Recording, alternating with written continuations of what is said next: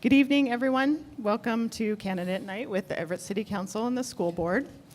My name is Kate Larsen. I'm the Assistant Director at the Everett Public Library, and I'm here on behalf of the Friends of the Everett Public Library. My co-MC is Tom Norcott, representing the Council of Neighborhoods. I want to just briefly take an opportunity to thank the many people who, without their help, this event would not be possible. This is a community event, and it truly took a community effort to put it together. The City of Everett's Office of Neighborhoods, Communications and Media Relations Department, the neighborhood associations, Evergreen Middle School, and the Friends of the Everett Public Library have all contributed in an effort to produce both of the candidate nights this year. Also new this year is the event's appearance on social media. So special thanks to the City of Everett's Pipa Escalante for streaming this event live through the Everett Public Library's Facebook page. The video is going to be archived at the Everett Channel's YouTube channel. So I'm going to pass this over to Tom, who will go over the agenda and the rules for the evening. Thank you, Kate, and welcome. And thank you for being here this evening. I really appreciate you taking the time out of your personal life to come together at this Evergreen facility. This is a historic event because in the past we've always tried to put the mayoral and the city council and the school board and the port all together. And so this is the first time that we've split the positions up so that the candidates get to have more time to present their positions. Also, the purpose of this event this evening is to assist the citizens of Everett with a good working knowledge of our government candidates for informed voting in the election in November. So that's I hope you leave with some better understanding than you did when you got here. Also, I would like to recognize some other folks Kate mentioned. We also have, this is a collaborative effort with most of the 19 neighborhood associations that exist in the city of Everett that include Bayside, Boulevard Bluffs, Cascade View, Harborview, Seahurst, Glen Haven, Holly, Lowell, Northwest, Pinehurst, Beverly Park, Twins Creeks, View Ridge, Madison, Westmont, the City of Everett Office of Neighborhoods, and the Evergreen Middle School, and the Friends of the Everett Public Library. I am on the neighborhood council, and I'm also the secretary on the executive committee. I also have served a couple of terms for the Transportation Advisory Committee for the City of Everett.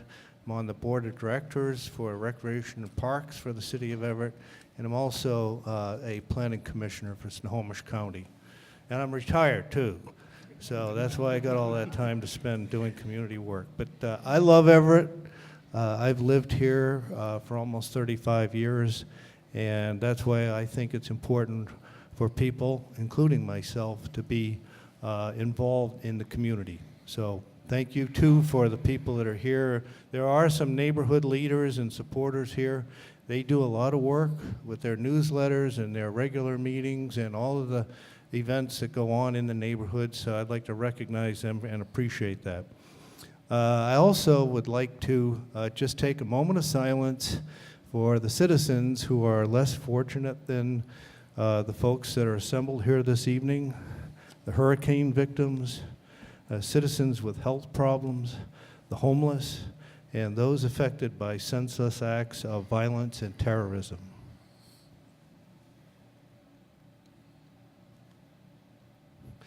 Thank you.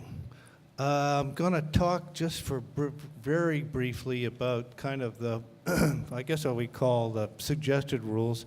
We'd like the people that are on the stage and in the audience to be courteous. We'd appreciate it if you would hold your applause during the question and answer period until the end so that we have enough time for the event and we don't keep you here too late. We also are accepting written questions, and so if you get a chance to fill that out and submit it, we're going to try to answer those questions. I don't think we're going to get around to answering every one of them, and I apologize for that in advance. So we're going to try to cluster those questions together so that they're similar. And if you have a burning question that you're looking for an answer, I know these folks that are on the stage up here are very, very sincere and interested in your feedback, and so I would advise you to contact them directly if you'd like to. And the way this is going to work is the schedule. We'll do the schedule. Yeah, the schedule is that each one of the candidates that are on the stage this evening will have a 3-minute period of time to introduce themselves. And then we have given them all two advanced questions, and they're going to have 3 minutes to answer those questions that they received a little less than a week ago. And then we're going to go through this schedule with the folks that are running for city council, and then we're going to have a school board section of this after the city council are done. And that's all I have to say, and thanks again. Oh.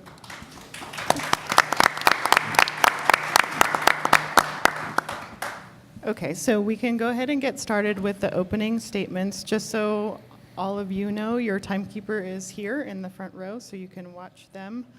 And this first time around, we're just going to go straight down the table. So starting 1, 2, 3, 4, and so on. So be my guest, Lee. Well, good evening. Thank you for being here. My name is Lee Dart, and I'm going to read a little bit here as I go along because I got a lot of points. But I'm the guy who does the myeverettnews.com website. I was also on the radio for a number of years. You might recognize my voice with the name of Tony Stevens. I'm born and raised here in Everett. I'm nonpartisan, and I've got about 10 things that I want to see in Everett after the election. First, I want to change how the police department is staffed. 3 years in a row with 15 to 20 vacancies per year means the system is broken. There's something wrong there. Also, let's bring back community service officers to handle civil and social problems so cops can get back to catching crooks and cutting down the long response times. Firefighters need to be responding to fires and not ladder trucks going to man down on the sidewalk calls. Staffing levels need to reflect the increased calls for service, and the city administration also needs to adjust its view of the Everett Fire Department as a huge asset, not just an expense. Term limits for mayor and city council members, 3 4-year terms. 12 years is long enough for one person to be in office. Open seats will generate more participation. Low barrier housing in cities other than Everett. I think go ahead with the plans for low barrier housing in central Everett, that's right across the street from where I live, and also on Broadway, but we also have to make sure that other cities are building low barrier housing. It's not all up to Everett. City council districts, yes, it's time for a city of 108,000 people to elect its city council members geographically to ensure representation. The county does it, the port does it, and it's time for Everett to do it as well. We need to put an end to long-term city budget deficits. Next year, the City of Everett budget deficit is about $254,000. In 2019, it jumps to $11.5 million. In 2022, it tops $21 million. Everett needs to stop with phantom unfilled positions and faulty budget projections. I'd like to see proactive code enforcement. Everett suffers from what I call broken windows syndrome, where rundown places are allowed to sit for years. Look at the Village Inn restaurant just down Evergreen Way. Also, take a look at all the flags and mattresses for sale signs and all of those things that violate city code that are allowed to sit, because again, our code enforcement is only reactive, not proactive. I'd like to see people of color on the city council. This January, there will be an open seat on the Everett City Council that'll be filled by appointment from 6 city council members. If you want to talk diversity, pledge right now to find qualified candidates of color for this seat. Mental health, I support the plan to add mental health treatment beds in Everett. And finally, a for sale sign on one of Everett's 2 golf courses. The city of Everett does not need to own 2 golf courses in this day and age. Let's use that money to help with low income housing. Thank you. So we just go right ahead. Okay, thank you. My name is Paul Roberts. I am the Everett City Council member for position number 1. I want to thank the Friends of the Library I want to thank the Office of Neighborhoods and all who've helped put this forum together. I have been on the City Council for 11 years. Prior to that, I was, for 6 years, an Everett School Board member. And prior to that was on the Everett Public Schools Foundation Board and was its president for a number of years. I have over 35 years of experience professionally in Everett, helping shape Everett's economy.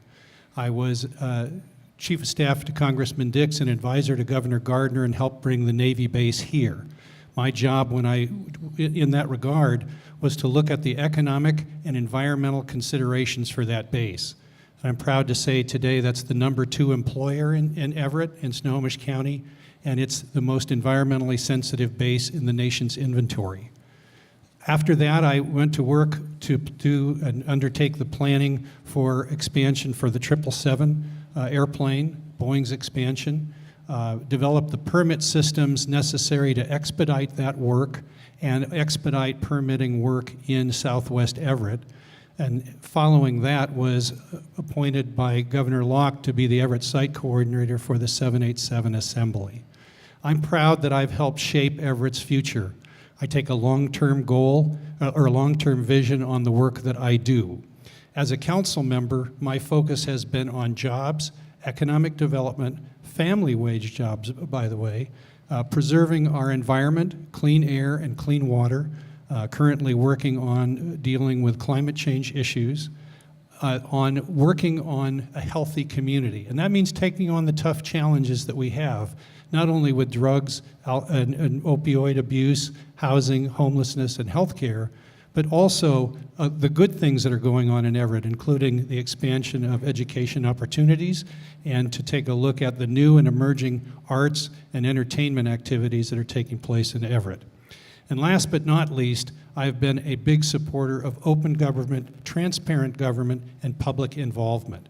I wrote the current procedures under which the council operates, and they were the first and only procedures the council has had, and I sponsored the legislation to bring back committees with the council. I have experience, I have vision, I have long-term perspectives on the work that we do. I am proud of the work that I've done on your behalf, and if reelected, I'm ready to go back to work on your behalf. Thank you.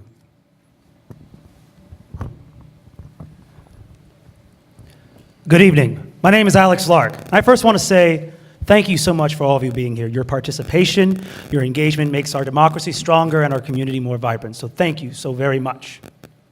I'm running for Everett Council, position #2.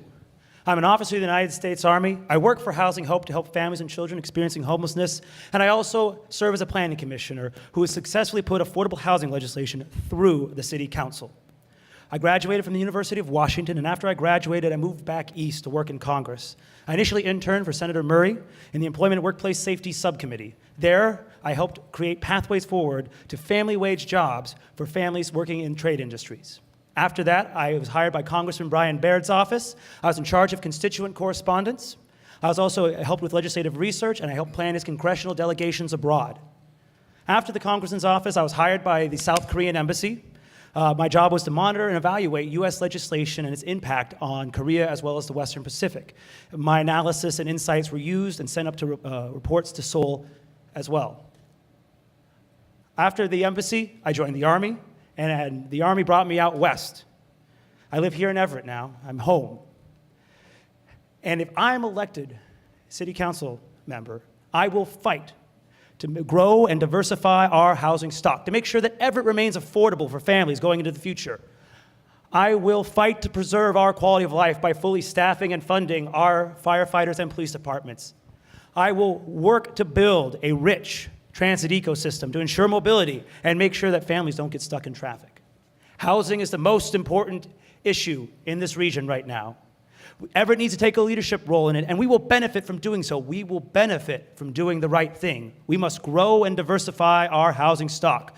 More homes and more different types of homes.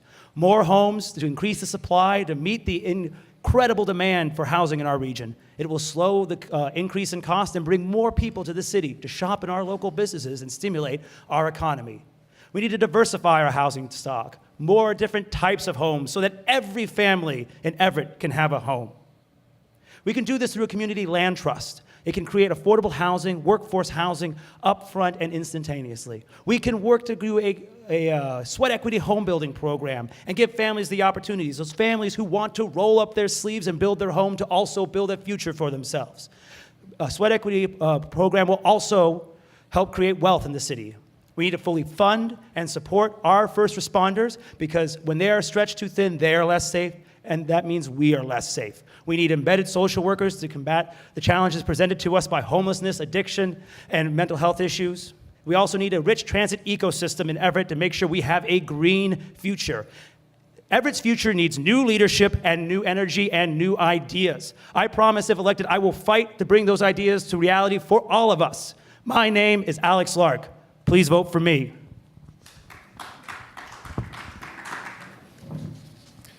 Welcome. I also appreciate you all being here tonight. This is a pretty important election for all of us. The complexion of our future is changing from where we've been. I am Jeff Moore, and I am a lifelong resident of Everett. I grew up in West Everett, put myself through college working in a family furniture business. I graduated with a degree in architecture and architecture and experience in urban planning. Being on city council has been something that I've thought about for a number of years. But while living in Everett, I've moved to South Everett, and I've lived there for the last 24 years. I am the only current council member or candidate for position number 2 that lives south of 50th Street. And remember that Everett extends all the way to 132nd Street. So I've been representing South Everett's views and interests for many, many years. And as I've always said, it's not an omission or a neglect for South Everett. It's just out of sight, out of mind. My work experience, I'm currently the Chief Financial Officer for the Everett Public Schools. I'm responsible for a $250 million budget. I'm responsible supporting our capital projects program as a part of legislative advocacy. I work closely with our legislature, and I'm well in tune both in my day job and my night job with working to have the attention focused on our county, our community, our students, our parents, and our citizens. I have a proven history of public commitment to public service. This is my second term on City Council. I served as your council president in 2014 through 16. We survived the Great Recession at levels much beyond what other cities did. Yes, there were positions that were held open. No, there were not layoffs to speak of. We are emerging from that, and we need to be poised for moving forward. I also served as a planning commissioner. I've been on our board of review. I have 24 years of serving the needs of our community through Everett Rotary Club, 11 years on the Providence General Foundation, 9 years serving on the United Way, and many other nonprofit organizations. I also have a proven history of public service through City Council. I believe that I've shown a consistent ability to listen to your voices, ability to make informed decisions, to do the research, to take the time to look at the different assets. I've been blessed with a background both in urban planning, architecture, governmental finance, and legislative activities. I apply those each and every day, and if you watched a city council meeting, please do so from here forward, and you'll better understand the kind of contribution that I provide. I also am proud that I have a demonstration of effective leadership. Moving forward, one of the biggest issues I see is taking the Envision Everett plan and building some legs under it. We have lots of problem identifiers in this world and very few problem solvers. In order for us to move forward, we need to put some teeth behind that plan, and we need to address the issues, and I need to stop. Hi, I'm Jennifer Hesse, and I'm running for position 3. I want to bring transparency, communication, and wise spending to Everett for a better future for our children. I believe that open communication is necessary for true representation of community needs. And like Jeff Moore, I am in the South, so I think that is also a very important piece towards our representation. Residents should feel comfortable bringing their needs forward and knowing that they've been heard.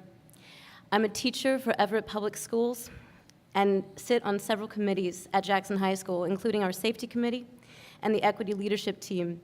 I believe this experience will transfer well here in Everett. As a teacher, I understand the role of education in fighting for our issues of homelessness and addiction. We can do better with the help of continuous education and outreach. Volunteer efforts and staying out of the way of charity will also go far in keeping this city clean at a lower cost to our taxpayers. The issues that matter to you matter to me. So if we don't touch on your needs tonight, please make sure to email me or find me on my Facebook page, contact me there, because I am not a person of many words, and I would like to pass it on to Scott. Thank you. Good evening, everyone. Is the microphone working? Great. Just want to also say thank you to all the folks involved in getting this event off the ground this evening. I appreciate your efforts and volunteer service. I am Scott Murphy, and I am honored to be an Everett City Council member and have been for the past 4 years. I think it's really important as you sit and try to evaluate who your next council leadership folks will be, that you understand the background, experience, and qualifications of each and every one of us. So I'd like to give you a little bit of my background and qualifications. First of all, I've been an Everett resident for over 25 years. My wife and I chose Everett to raise our family.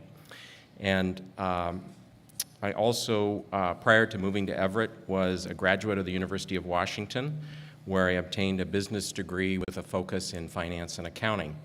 I've held a CPA license in the state of Washington for over 32 years, and so I have a deep and thorough understanding of complex financial structures and organizations. And as you all know, the city of Everett, with 1,200 employees and an operating budget of over $130 million and nearly $500 million when you add in all of our revenue funds, it is a large and complex organization. So I bring a skill set that I think is valuable to the council.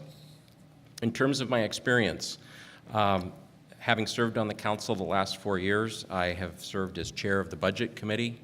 I was honored to be appointed by my colleagues to serve as council president in 2016.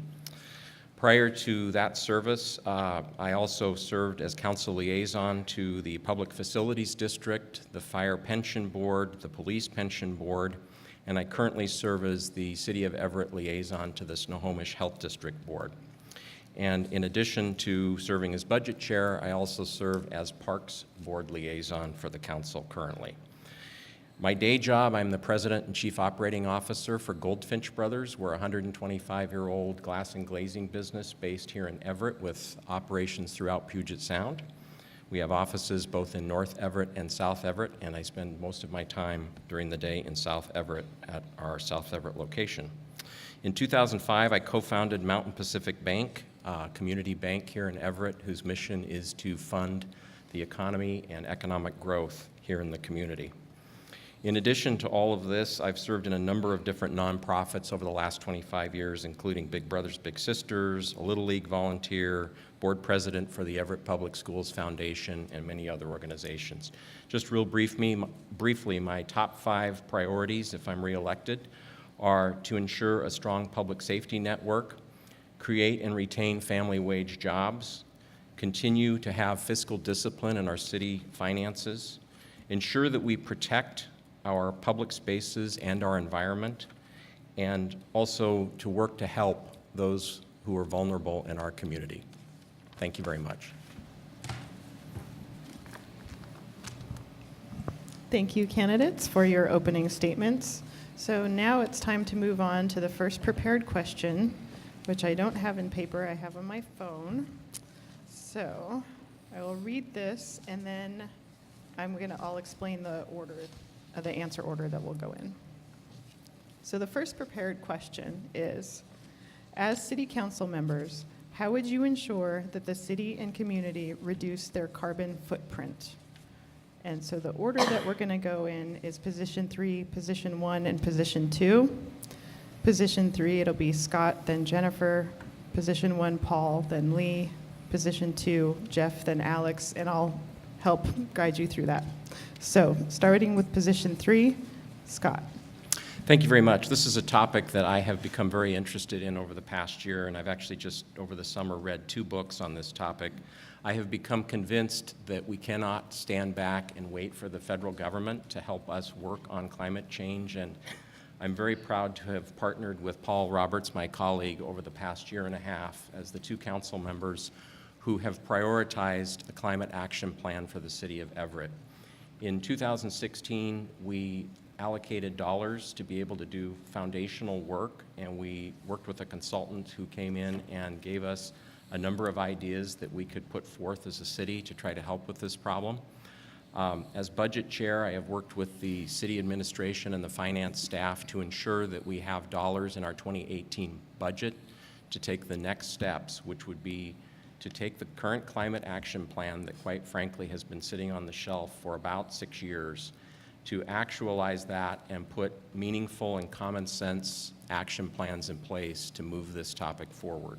So it includes, and when I say common sense, it includes simple things like changing out lighting to more efficient lighting systems in our buildings, ensuring that our transportation system is environmentally friendly. In fact, we've just ordered a couple of months ago 7 electric buses to upgrade our fleet.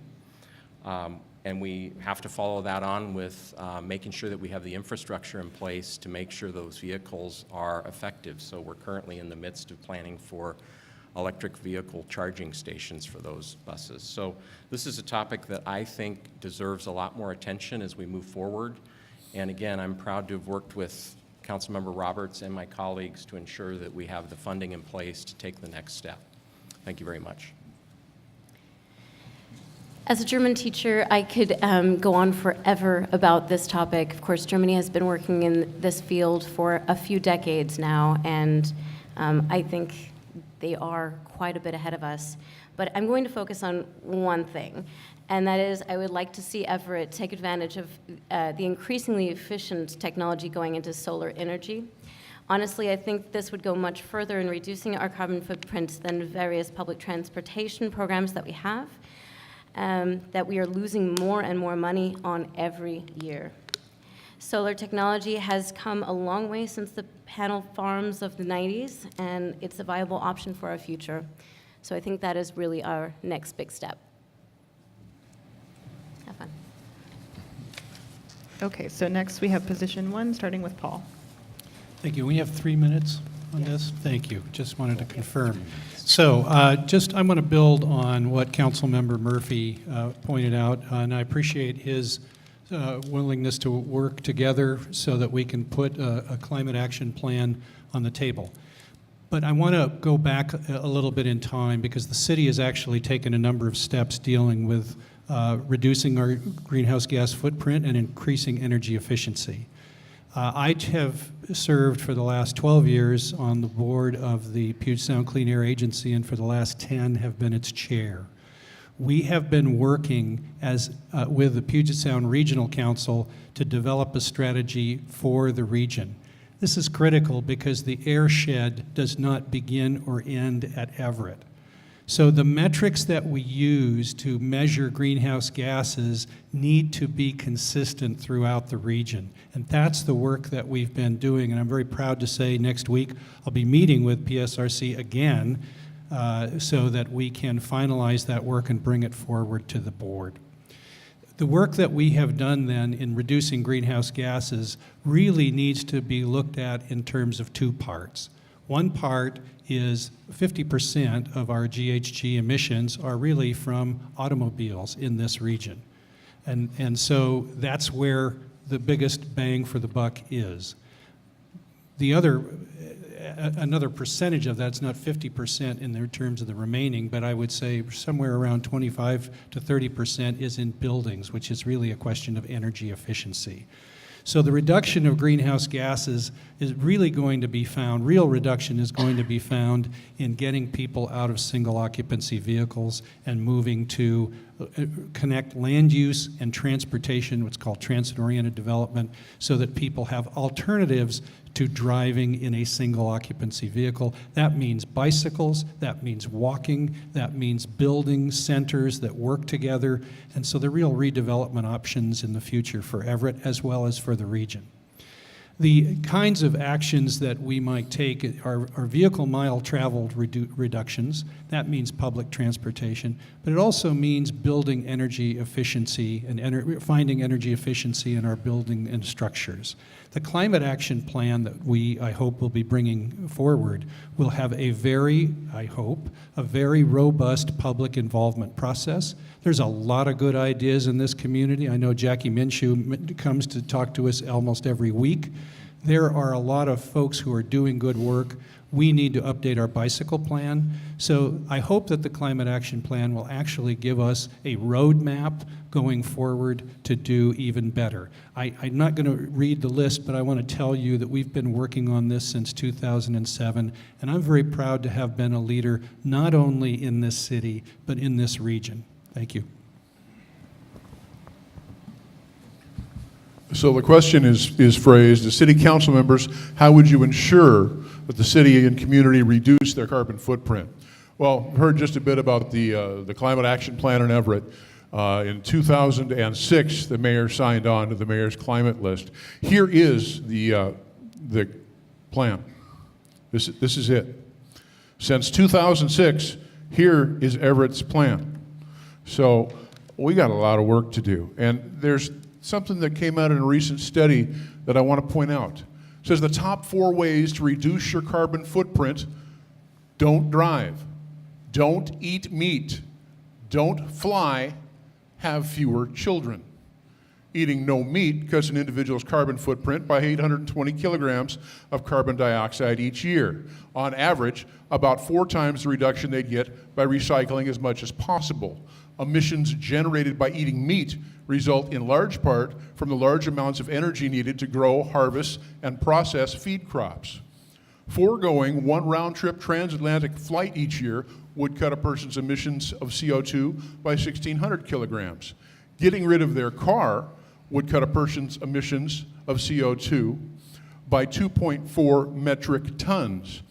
And by choosing to have 1 fewer child in their family, a person would trim their carbon footprint by a whopping 58.6 metric tons, about the same emissions as savings as having nearly 700 teenagers recycle as much as possible for the rest of their lives. I don't know that I would be able to ensure that Everett and the community does any of those things. Real climate change, honest climate change, is taking some drastic steps I don't think people are ready for. I want to be able to fly out of Payne Field and get a good cheeseburger somewhere else. Okay? So I'm not going to be a hypocrite about this. The small things, changing your light bulbs, drying your clothes outside, are really feel-good things. But they're not going to have any actual real hard impact like the 4 things that I talked about before. Now, I can suggest that we can have Everett not have fire engines and ladder trucks go to man-down calls, that we can better manage our fleet of vehicles. We have transit buses, and we are getting some electric buses, but our transit buses, if you take a look, are almost empty most of the time. They're hardly ever full. Let's use smaller buses and more efficient routes. You want to talk about getting people walking? First, you got to fix the sidewalks in Everett. There are tons of places that don't have any sidewalks, and a lot of the places that do, the sidewalks are terrible. So to talk the reality of reducing the carbon footprint, those are huge steps I don't think we're ready to take yet. Moving on to position 2, starting with Jeff. Yes, excuse me, thank you very much. I think that the way the question is worded is really interesting, because it's how do you ensure that the city and community reduce their carbon footprint? The reason I think it's interesting is because a lot of what we focus on is what we do as a city, as a municipality. And as Councilmember Robert stated, a lot has been done in terms of focus of city policy, comp plan, some of the national initiatives that we've signed on to. A lot of things focus on how we as a city leave our own carbon footprint, but don't necessarily look at our community. We have standards about LEED silver buildings. We have employees get ORCA cards. We work on our own comprehensive or transportation demand plans. And what we need to do for the future is really think more about the community. The problem is when you listen to people up here each and every night, if we're going to add law enforcement, we're going to add economic development, we're going to add costs associated with low-income housing. We're in a net sum zero environment. And as Lee mentioned, as we look to the future, it's always going to be bleak because we can project our actual expenditures, but we don't know what our revenues are, and are so revenue dependent upon sales tax and B&O tax that's really cyclical. So you're always going to see sort of a grim picture. But the fact of the matter is that we're going to have to balance that moving forward. So any emphasis we put on this, we have to be careful not to damage our economic development, because guess what? They're the ones who are going to generate the jobs. They're the ones who are going to generate the revenues to replace sidewalks. So as we begin to look at our codes, which we need to do, we need to break down and look at our ordinances. How are we incentivizing, I have to say that word very carefully, and how are we attracting new business? Take, for example, if you haven't looked into or seen the WSU building in Everett, it recaptures rainwater for running soiled plumbing. It has windows that automatically adjust for climate temperatures. It's got solar panels. It's just got a tremendous amount of energy efficiency, but that comes at a cost. So you need incentives to get people willing to develop and build buildings in that way. So we also need to look at our physical footprint within our city. As you mentioned, we have transit-oriented communities. We need to place density in the right places where it falls upon the transportation network. We can't just pull the plug on what we provide people for transportation because they're not ready. Everything needs to be developed. So when we move forward, and not only with this climate action plan, it's a big component of the Envision Everett 2035. We need to have the answers to these questions, and we can't pretend that the 7 of us are the experts when we're up on the dais. So we need to invest first in developing clear, concise, actionable plans that the community is engaged in. So when it comes time to say, are we willing to pay for this, or are we willing to do without this, you're involved in the decision. And I think it needs to be robust, and it may take a couple of years to develop the whole plan. Thank you. When I worked in Congressman Baird's office in D.C., he was a leader in Congress for climate change issues, especially ocean acidification. Part of my policy background came from renewable energies, came from finding ways to create sustainable energy and create a greener environment and greener energy use.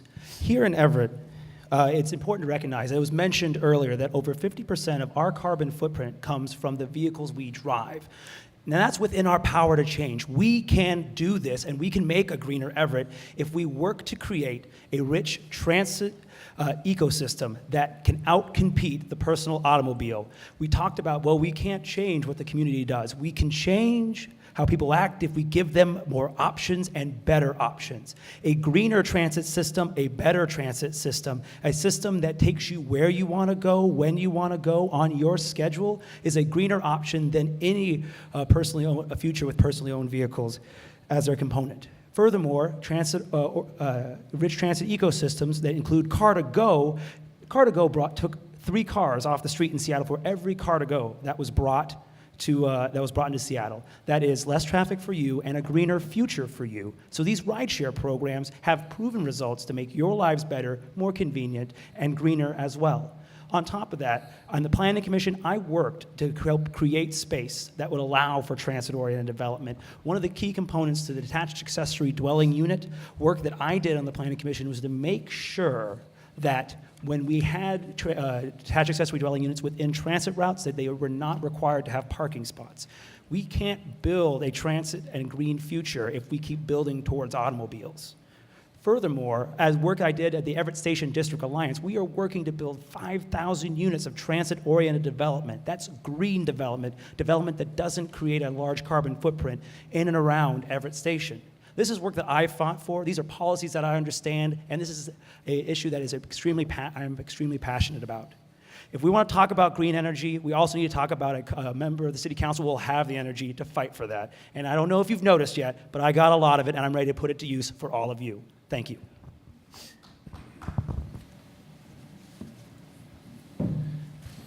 Thank you. The second prepared question is, many Everett residents are faced with lack of housing they can afford. Please describe 2 specific steps you would take to improve housing access. I'll read it again. Many Everett residents are faced with lack of housing they can afford. Please describe 2 specific steps you would take to improve housing access. We're going to start with Alex and Jeff, and then Jennifer and Scott, and then Lee and Paul. Good to see you all again. It's been a long time since I had this mic. And so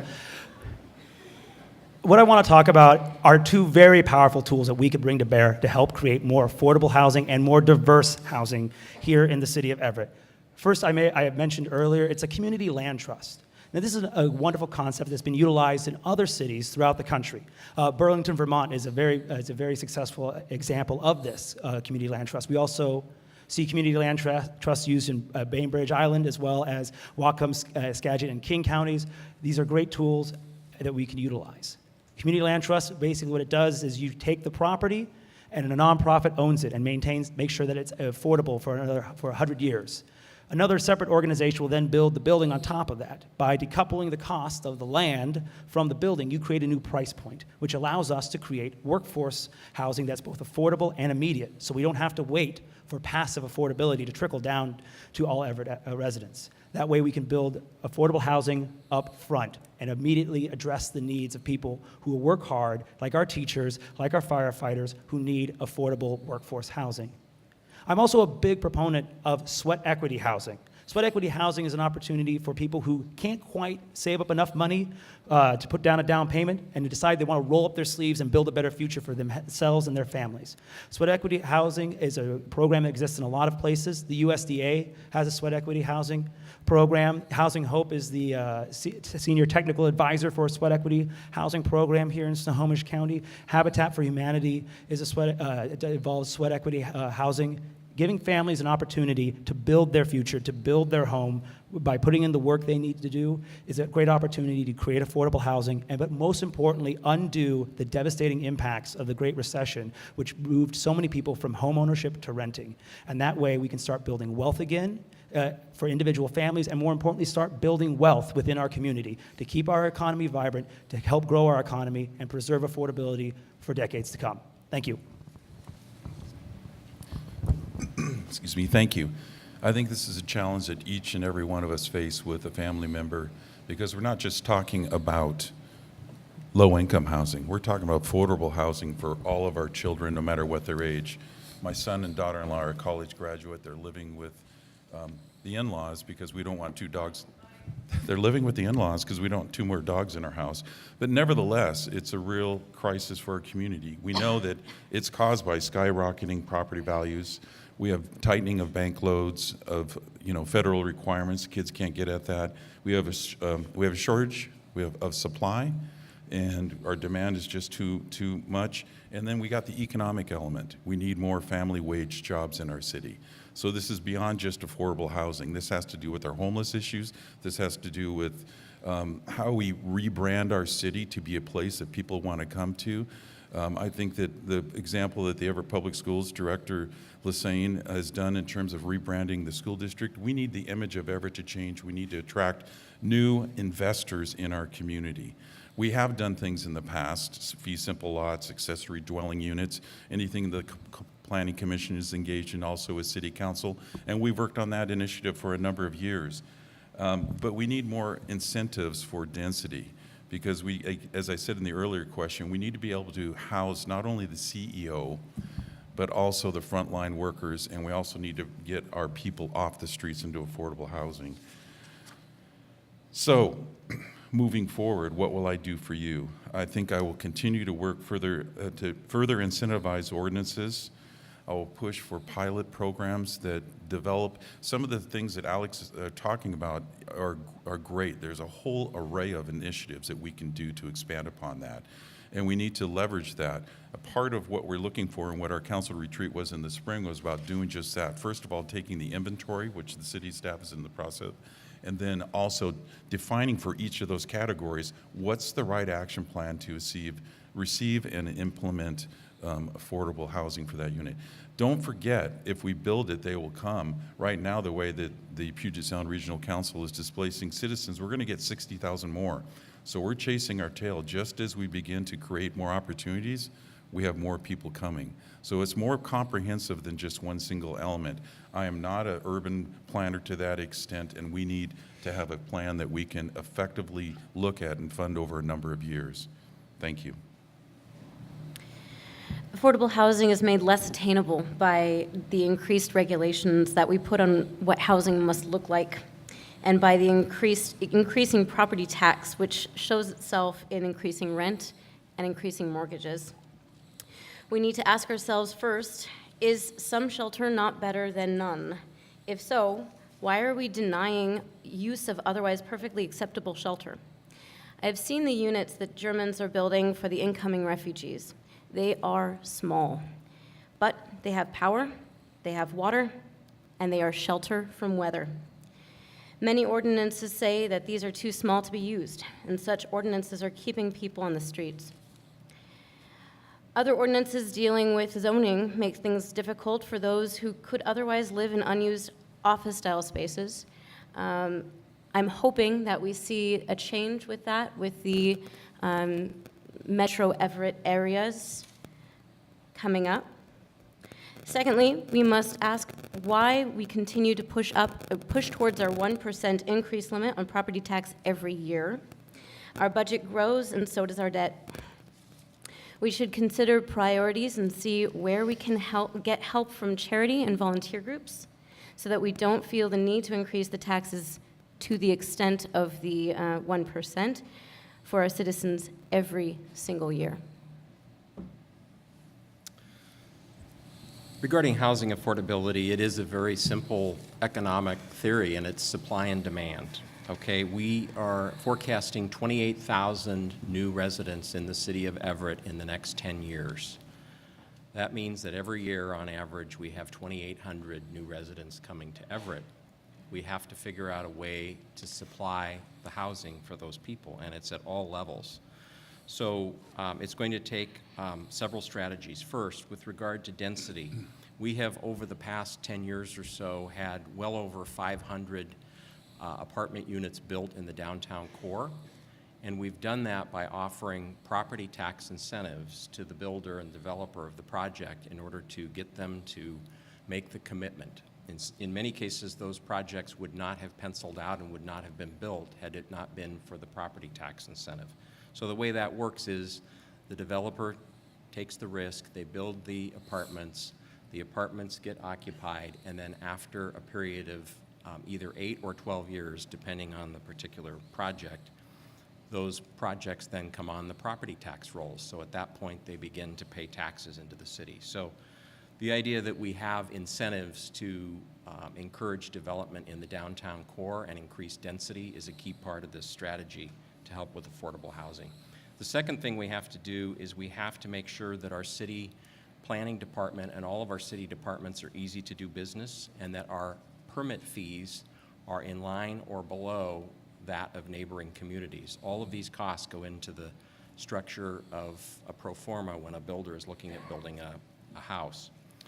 So the other thing I would say is that we shouldn't just be looking at the cost of the housing. It's also what I call total cost of ownership or total cost of housing. And so that includes things such as utilities. We have, over the last few years, been reviewing our utility costs within the city of Everett and trying to make sure that our utility costs are competitive, again, at or below the cost of our neighboring communities. Again, with the idea that our citizens are paying at or below what they would be paying in a neighboring community. The other thing is regarding property taxes. You know, about a third of our city budget is from property taxes. That portion of our budget is capped at a 1% increase per year.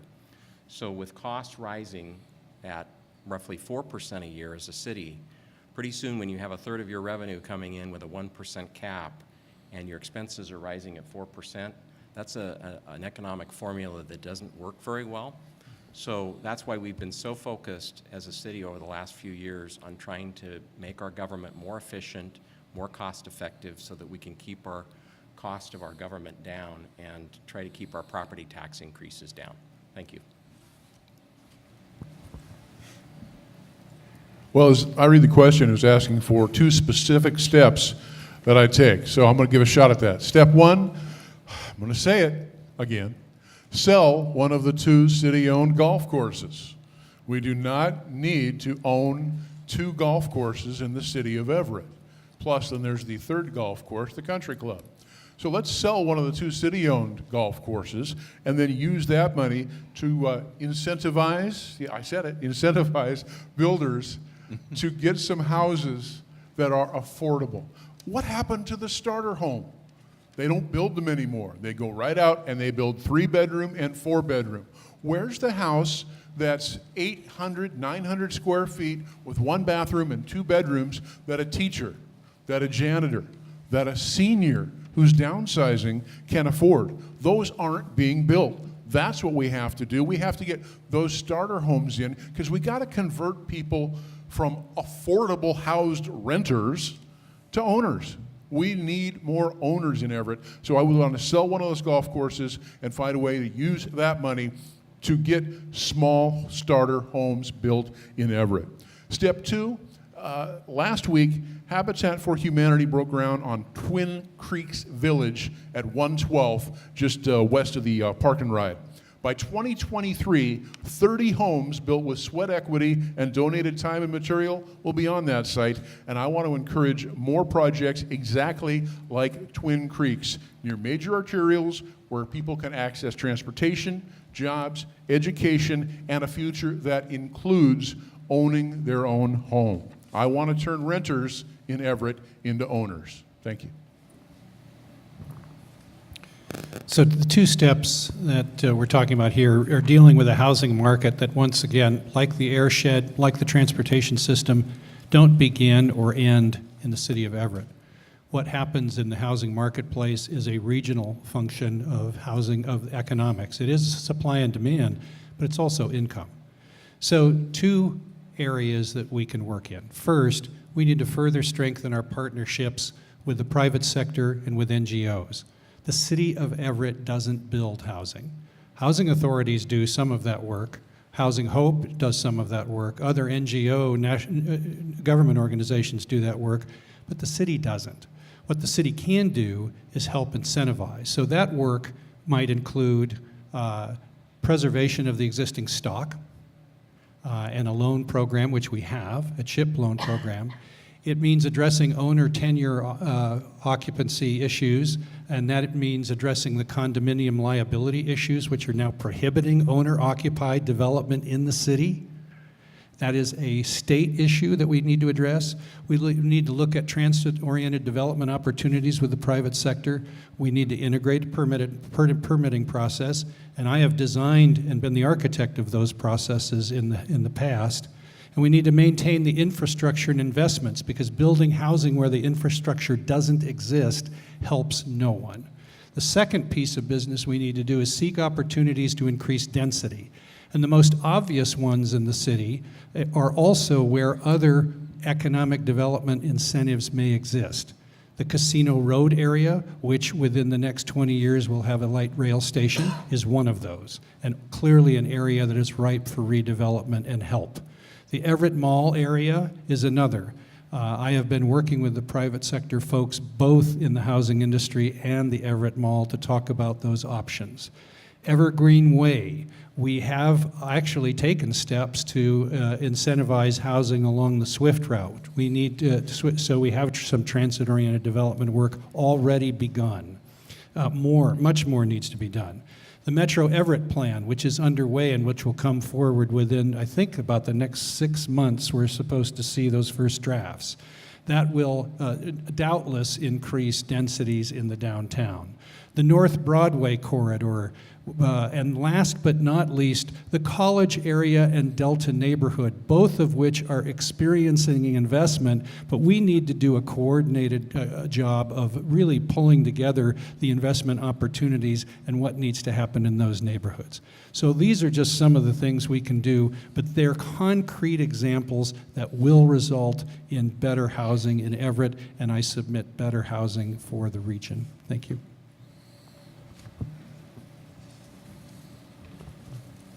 Okay, thank you, candidates. So now we're going to move on to the audience submitted questions. And just like Tom said earlier, what our question screeners are doing is looking at the questions that were submitted in advance online, and also looking at the questions that were submitted here tonight and trying to find themes in those so we can at least hit on those major themes. Also, candidates, your answer time is reduced to 2 minutes. We have 4 audience questions. So the first, let me go through the answer order first. So we're going to go in order of position 1, 2, and 3. With position 1, Lee will go first. With position 2, Jeff will go first. And position 3, Scott will go first. So question is, what does progress in Everett look like to you? Progress in Everett, to me, boy, there's a there's a loaded question, I think.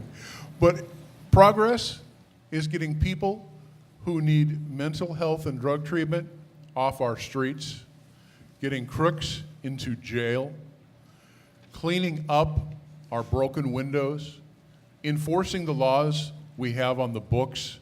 Progress to me means opportunity for people to have a family wage job. It means people coming out of high school don't have to go to college, but have a pipeline to trade schools right here in Everett so that they have a fast track to a career that will pay a living wage job. That's what progress looks like in Everett to me. Progress is having police on the street catching crooks. Progress to me is having community service officers on the street taking the calls that would go that are non-criminal, that are social, and having them handle those calls and letting the police get back to catching crooks.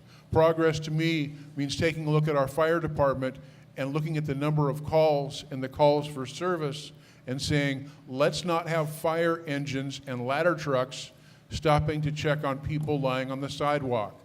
Let's have firefighters putting out fires. That's what progress looks like in Everett to me. Thank you.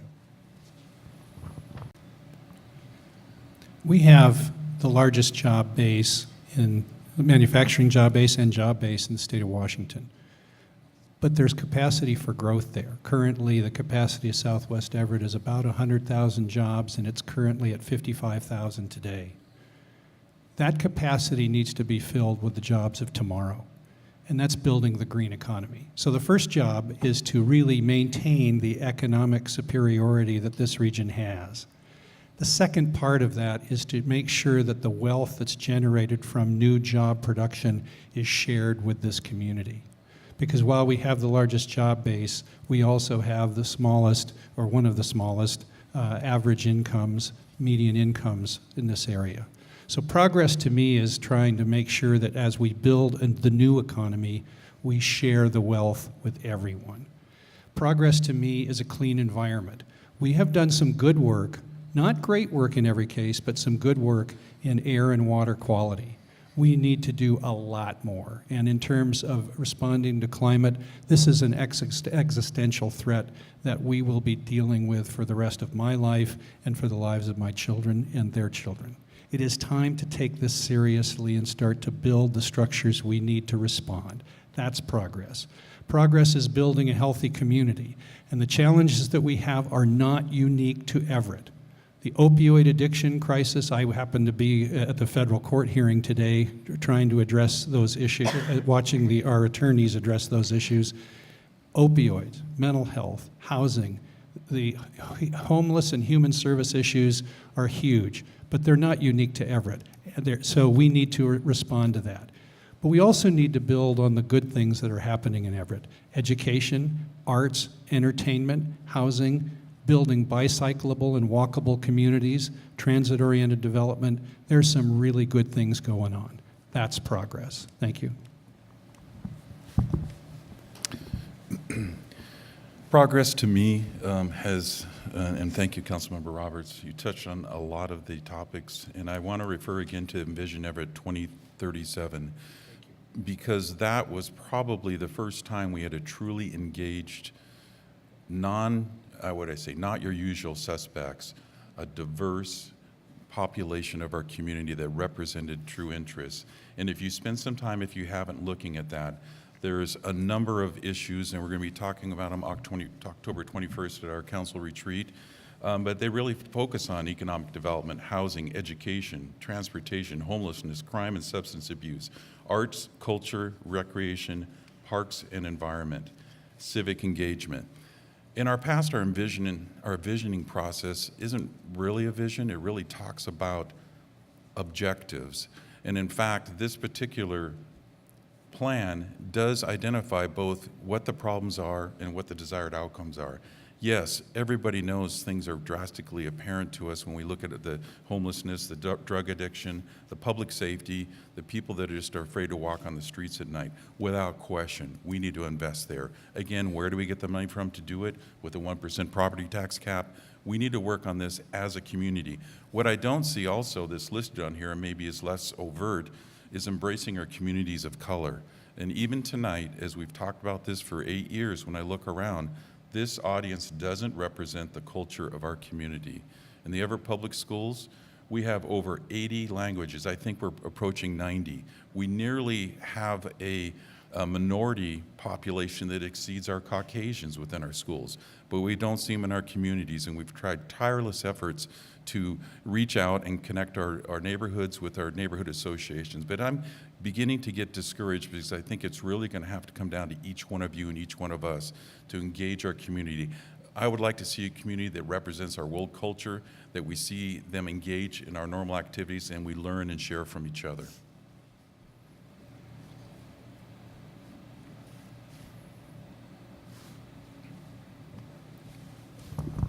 All right then. For me, progress means opportunity. Opportunity for anyone here to follow their dreams, to build a future for themselves, to chart their own destiny. And that's what's important. We've had so many great things happen here in Everett. We have people doing incredible things, from Narrative Coffee to Funco, which is a local Everett business, to the Everett Music Initiative, and also to Black Lab Galleries. These are small people building their future. These are small business owners building their future, their dreams, bringing to a new vibrancy to our town.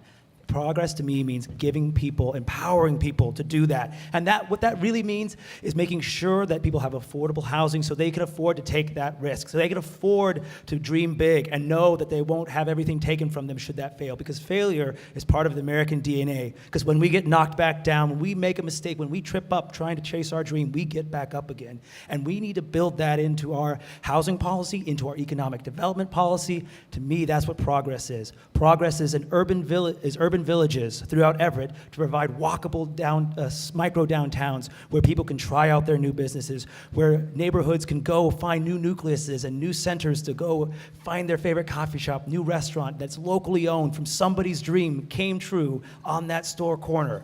That's, to me, that is what progress is. And that means affordable housing, a sustainable transit system to keep cost of living down, and a proper economic development in this city, because we only have one person in our economic development office. And no matter how incredible she is, she can't be in 5 places at once. She can't be down in South Everett working with a business owner from a traditionally underrepresented community to see if a new financing loan is right for them. She can't be at a trade show in Europe to make sure that we are bringing in new aerospace companies. One person simply cannot do this. I believe in Everett. I believe in the people of Everett, and I believe in empowering the people of Everett. And that's progress to me. Progress to me in Everett is multifaceted. First of all, it's all about job growth. I was just out at the Boeing plant last week on a plant tour of the new composite wing plant, and I was very pleased to hear from the general manager of the Everett site that there will be more jobs coming to the Boeing plant. We've seen the jobs go away over the last few years, and she's made a commitment with the new 777X program and the composite wing plant that more jobs will be completed out at Boeing. The city of Everett was critical and key to getting that plant built here in Everett. We fast-tracked the permitting so that Boeing could meet the schedule they needed to meet. But it's not just about Boeing, it's about small business. A recent success, it was mentioned, was Funco. Attracting Funco to downtown Everett was a huge milestone for us. There's over 200 Funco employees now working downtown, and that was a project that was directly influenced by the city of Everett and by our Economic Development Department. And I agree with Alex that our Economic Development Department of one needs to be strengthened, and I'd like to see us double down on a second full-time employee in economic development. Second, I think progress to me also means that we make meaningful progress on the street-level social issues that we've seen over the last several years, whether it be homelessness, whether it be the drug epidemic. Progress would be getting our low-barrier housing project built, would be fully staffing our police department. Beyond that, I'm the Parks Board liaison. I'd like to see more equity in the way our parks are distributed around the city. If we look at our park system, we're heavily oriented towards parks in the northern part of the city, and we're short in the southern part of the city, so we need more parks in the south. I'd like to see our waterfront redeveloped and the Kimberly-Clark property used for a vibrant economic business of some sort. And finally, I'd like to see more community engagement. We have our Civics Academy starting, and that should be the first of many activities. Thank you. Progress to me is a safe place to live. It's a safe place to work. It's a safe place to play. It's a better bike and walking path to ensure that safety. I live across the street from where someone just died a month ago trying to cross the street. I still have the memorial right there. Progress to me is community opportunities to better themselves, working together as one diverse city. I see a future for the downtown core, for example, where people can take public transportation and walk around various shops, where they can take their bicycles on the urban trail and spend time without needing a car to feel safe on their trip, where buildings are built as multi-use places where people can live and work. Progress to me is being able to live, work, and play here in Everett. Everything is right here for us. Thank you. The second audience question is a statement followed by a question. We need to restore full availability of funds to police and fire departments. The question is, would you cut programs to make this happen, or would you support a local or state income tax? We need to restore full availability of funds to police and fire departments. Would you cut programs to make this happen, or would you support a local or state income tax? And the rotation will start with Alex and Jeff, then Paul and Lee, then Jennifer and Scott. Well, that's a very excellent question. Public safety is critical to not only economic development, but making sure that you can walk down your street and know that you are secure, that businesses know they are secure. Fully funding and supporting our first responders is of critical importance to me. Most importantly, we need to look at how we prioritize our current budget. You may have heard up here before that we have 2 golf courses here in the city, both of which operate at a loss. It's important that when we look through our budget, we make sure that we are using public funds to the highest and best use to get the greatest return on investment from them. And I can't think of a return on investment that's greater than investing in our public safety, because at the end of the day, that means investing in all of you. Now, there's a larger conversation to be had about the policy mechanisms to make sure that we have funding for our police and fire, whether or not we want to also bring in police and fire fighters through different incentives. We could start talking about fully staffing our police force and recruiting police officers through take-home vehicles. And we have to have the conversation about whether or not we can do the upfront cost for the vehicle allocation that is required to do that. We also need to talk about whether or not we want to have small impact fees attached to development to help pay for the fire department. Right now, the capital investment for the fire department, the firefighters' rigs themselves, the vehicles themselves, are nearing the end of their life cycle. Finding sustainable ways to make sure that we have revenue streams that support them incrementally over a long period of time is critical to making sure that we have fully staffed and also a fully operational fire department.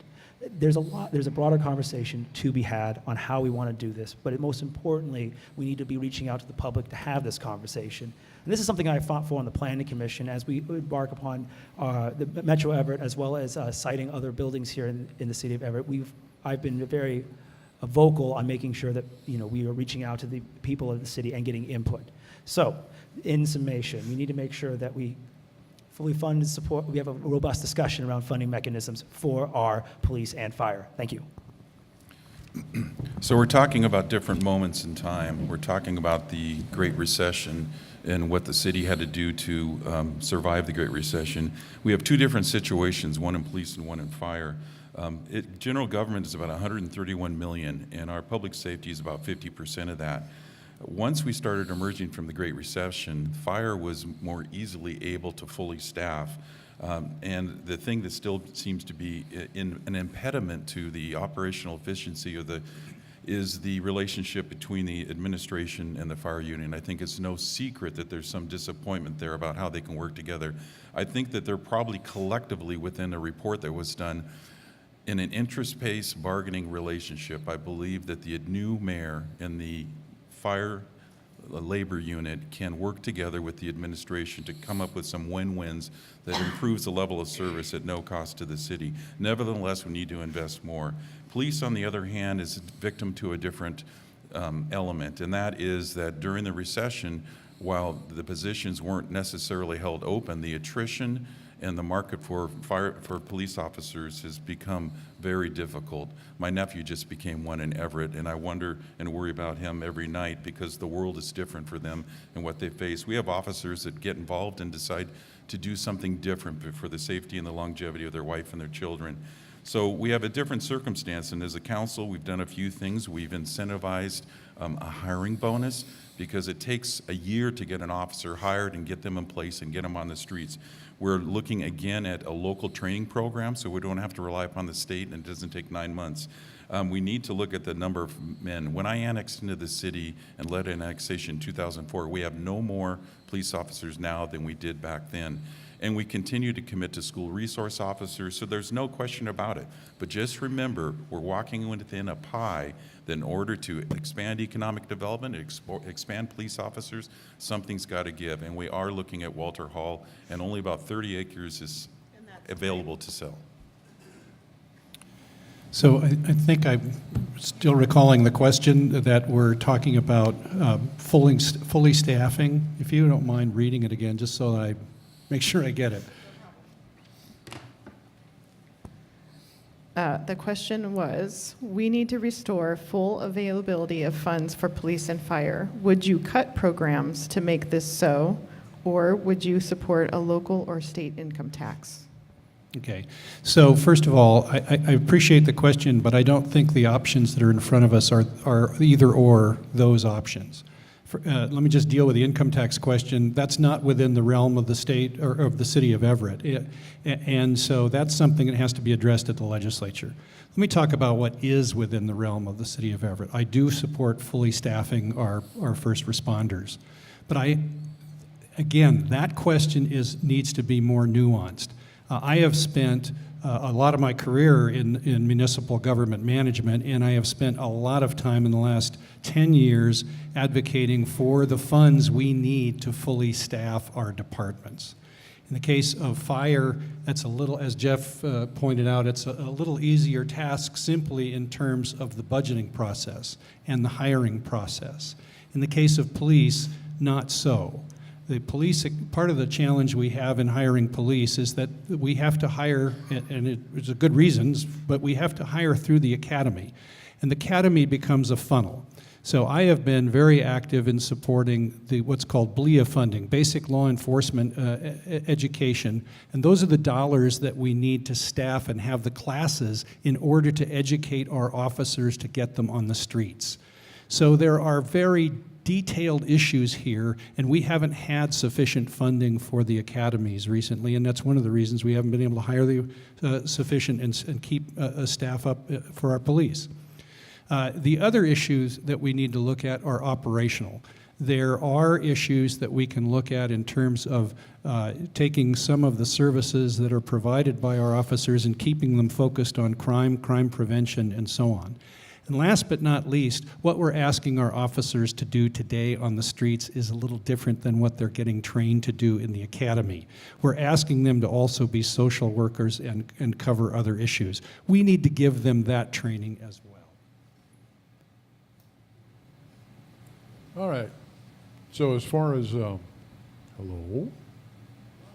So as far as, there we go. So as far as restoring funds to police and fire. There is a big difference there. For the last 3 years, the problem in the police department, where we've been short 15 to 20 officers a year, has not been funding. That has not been the issue, that we don't have the money to hire the number of police officers that we are short. That is not an issue. With the fire department, they, once again, one of the things, let me explain something. See that? It is so now easy to call 911 and say, I see a guy lying on the ground. And you know what we do? We send out a policeman and a fire truck for a guy lying on the ground. So the way we use our resources has got to change. There's a fair amount of money in the budget already for police and fire. There can always be more. I don't think anybody will ever argue, okay, we're done. But we have to change the way that we're responding to these calls. Let me get to the other issue of the income tax. No, my short answer. No, I don't want a state income tax. I don't want a local income tax. Back to the funding for the police and fire, there's probably nobody in this room that goes to more police and fire calls than I do. I can see what happens when they're running from call to call to call, because those cell phones, the number of calls to 911 have jumped hugely. But the staffing assignments have not increased to keep up. We need to look at how the money is being spent and adjust the funding that way, and then increase as necessary. But we will have to cut elsewhere to do that, so it'll get down to priorities. Is it me? I think it's you. Oh, is it me? It is you. Oh, geez. My name is now Scott, apparently. So let me first say I do not support income tax. That being said, I believe we do need to prioritize our funds. Emergency services should take precedence over general acts of charity, for example. Charity should be encouraged outside of government funds. I do support the incentive to bring in experienced officers that the council has already put in place, keeping in mind, of course, the years of service that these officers may still be able to give us. From what I understand, the budget does assume a fully employed emergency service, and so I do not believe that it's an issue of funding, but rather recruitment. Everything else that I could have to say has already been said. Being a police officer is dangerous. My mother was going to be a police officer. She decided to have me instead. My brother was going to be a police officer. He's now a farmer. It's safer. It is dangerous out there. It's one of those things we need to be able to support them. And until we can, recruitment is hard. Thank you. It has been said that the funding challenges for police and fire are not a concern, and while I agree that our budget anticipates a fully staffed police and fire department, we haven't seen that for many, many years. Currently, our fire department is within 3 FTEs, I believe it is, of being fully staffed, approximately 200 full-time equivalents. Our police department, a few weeks ago, last time I looked, was down 18 on about the same number, 200 FTEs, so almost a 10% reduction in our staffing. Those of us on the council are familiar with the lateral hiring incentive that we approved a few months ago to help with recruiting efforts, and I was one of the folks leading the charge for that, so I'm happy to see that I believe we have about 11 lateral officers in the pipeline that hopefully will be on board within the next few weeks.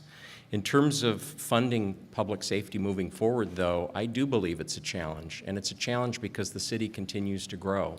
I talked earlier about the 28,000 anticipated residents growing in the next 10 years.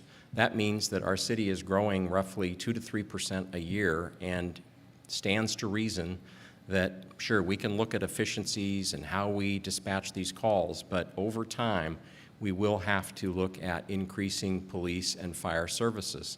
With 52% of our operating budget going to this line item, that is a challenge, particularly in light of the 1% property tax cap that I talked about earlier. So it just pushes us every year to become more and more and more efficient as a city. As budget chair, I have been talking over the last several years with our administration. Every year we're looking for ways to be more efficient, and we've been able to meet that challenge.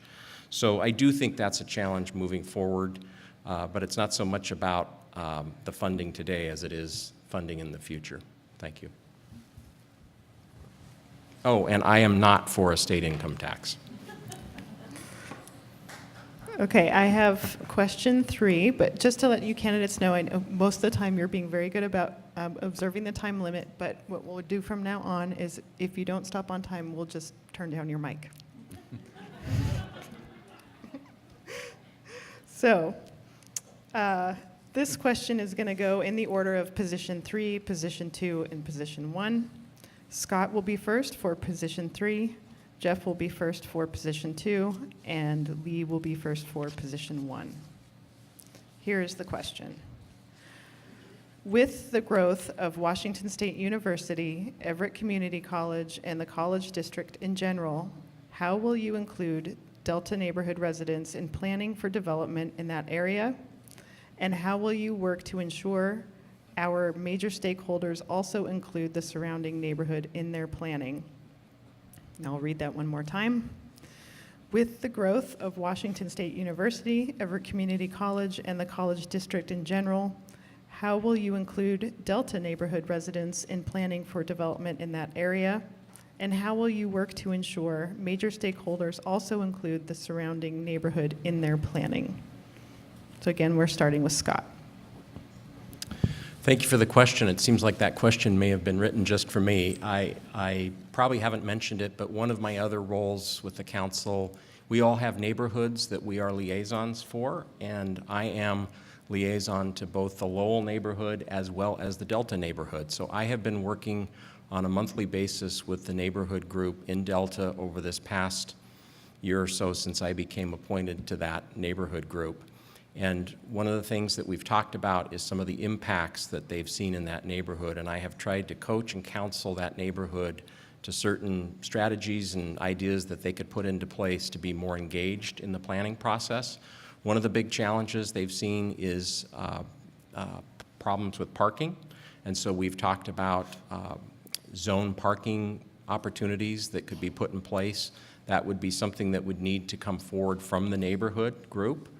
And I have put them in touch with the right people to try to point them in the right direction. The other thing that we have coming down the pike, as many of you know, is that we have the Baker Heights housing project that over the next couple of years, the Everett Housing Authority is going to be moving those residents. In some cases, those people have lived there for decades, 30 or 40 years. Those people will be moved out to scattered housing facilities. That's the new strategy at the federal level, is not to cluster low-income housing, but to scatter that around. And so one of the other things we need to talk about is what are the plans for that property moving forward. And so I intend to remain engaged with the Delta neighborhood as I have for the past year to help make sure that they are engaged. Thank you. I do think it's unfortunate that the college area didn't get to be included with the Metro Everett urban growth area in this first phase of the plan. From what I understand, they're next, but I'm not sure exactly what next means. I do think we need to be looking at upgrading those buildings that are going to be left behind with multi-use buildings like we are looking at the urban growth area, where we can have shops so that the college students have somewhere to go, and residential spaces above so that they have somewhere to live. That being said, I think that we absolutely need to be in communication with the current residents of the Delta area, of the Delta neighborhood, in order to move forward. Without input from the residents, we're just telling them what to do. And that's not what we want. We want to be representatives. I have to respond briefly to the prior question, just so you know that I'm also not in favor of an income tax. I think that's an important element. Also, I didn't address the taxation part. We do have an EMS levy that's capped at 50 cents We need to legislatively have that look. It's an old number. We need to provide better services. And if we come up with a proposal for our citizens to pay more taxes, then it needs to be more robust. It needs to consider homelessness. It needs to consider early learning. It needs to consider public safety and a number of other initiatives. And that visioning process I spoke of is an opportunity for us to all weigh in, decide what to do, and if we're willing to pay for it. Similar to this is about planning. The vision, I'm glad you brought up the Metro Everett plan, because if you look at the depth and breadth of that plan, that's the sort of plan we should have for our entire city. It should be for each and every neighborhood. We have a medical educational zone here that is just vibrant for the future. It creates opportunity. We're connecting our public schools into medical pathways that can lead people there for nurses, et cetera. How we react to the neighborhood around it, the Baker neighborhood is significant. My mom worked at the Denny Youth Center. I've been around North Everett for a number of years. And Paul, I think you touched upon the Delta neighborhood, understanding how it gets developed over time. We have to increase density. It's beyond just Broadway. We need to look at all of our corridors and try to figure out how to weave it all together into a comprehensive plan that brings the 28,000 in 10 years or the 60,000 in 35 years. Nevertheless, it's an opportunity for us. And if we can take this 2-year process with Envision Everett, put the legs under it, identify what it costs, determine as a community where we want to invest, then I think we have the opportunity not just to address the issues of Delta, because every single neighborhood has their own unique issues. We know how the people in Berkshire are facing the low barrier housing, and it's unfortunate we couldn't communicate ahead of that. I first want to echo, I think it's extremely important that we work to create more sub-area plans that have the depth and intricacy that we see in the Metro Everett plan. As a planning commissioner, I feel the Metro Everett plan, which is before the planning commission now, is one of our best tools to create economic development, create affordable housing, and drive economic growth here in the city. We need more places that have with that level of attention and detail. We need more urban villages throughout the city, whether it be up in the College Station or down on Everett Mall Way or along Evergreen Way or Silver Lake or anywhere throughout the city where we are putting together concrete plans with a bold vision for what Everett can be and telling the world what we plan to make it. Now, having said that, and going back to the original question, how will we communicate to these neighborhoods, specifically to Delta? It's important that I think there's just one very easy solution to making sure that neighborhoods throughout the city have representation, and that's making sure that we have districts here in Everett.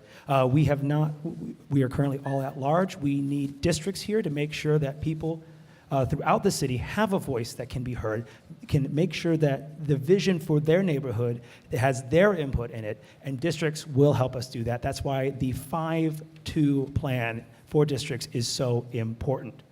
Now, when it comes to planning, we also we want to look back to what's happened before with the low barrier housing. Housing Hope has also moved into neighborhoods and built sites, and what we've done is we've created working groups and stakeholder groups. I advocated for this when I wrote an editorial about how the city did communication to the community leading up to the low barrier housing, and I think that's an important tool that we should work to implement again, making sure that we bring people in from ad hoc work groups to have their input as we build our city is critical, and making sure that people are engaged and represented is critical. We need to put together staff time and a commitment for that. Thank you. You know, if we were going to tear down 100 homes on the west side of Lombard, there'd be a lot more communication going on, wouldn't there? Yes, there would. And so I think you have to look at that. Where these homes are, do you know how many different languages are spoken just in that neighborhood? This is not, okay, everybody's equal in this neighborhood. They're not equal in economic strength. They're not equal in the languages that they speak. They're not equal in the opportunities that they have. So we got to get down to Delta on a very grassroots level to communicate what's going on. We need to work with the Everett Housing Authority and make sure that these people who have trouble speaking English really understand what's happening, because it is happening. And I don't know that we've done that outreach, that we've gotten down there to that level. So I want to see the city put a concentrated effort along with the folks from the Everett Housing Authority to get down into Delta and reach every one of those people in every one of the languages we need to do. If that's a series of town hall meetings, so be it. It was interesting, there was a protest this morning at the 12 Pines apartments where they're doing remodeling right now, and people are very unhappy with all of the things that are going on because the neighborhood's really being disrupted. Boy, imagine what's happening as they take those houses down. So we need those neighborhood meetings at a very granular level, and then yes, let's bring in the college. Let's bring in the people from Providence. Let's bring in the other stakeholders in that area, because you know as well as I do, it's moving toward college in that area, and we're going to scatter these people out of there. That's what's happening. Let's bring everybody to the table. Thank you. There we go. Many of you know my history includes years as a planning director, public works director, and assistant city manager. I have, and as well as a consultant doing this kind of work. There are many models that we can bring to bear on looking at a vision for this area. But do it we must, and soon. There are also real opportunities here. When I was with the school board, I remember visiting with Hawthorne and going through, there were over 20 languages spoken there. So outreach in this community has to look different than it might in a community where largely there's one or two languages. But still, the drivers here, and a couple that haven't been mentioned include the Housing Authority, which is going to have to deal with an area that is simply no longer functional in terms of the quality of the units there. They're going to have to be torn down or changes have to be made. That's both an opportunity and a challenge. But investment opportunities will come in what happens with the Housing Authority properties, what happens with the hospital and the health care area along Broadway, what happens with college investments, and what happens with sound transit and other BRT and other kinds of transit systems along Broadway. These are potential sources of funds that can also be used to help bring this work and bring this work together. But the community has to be engaged. In order for it to be legitimate, they have to have some ownership and a place at the table in this discussion, and I hope that that will happen very, very soon. So I support that. I have the experience to bring that about, and I'm looking forward, if I'm reelected, to working with that neighborhood to do just that. Thank you.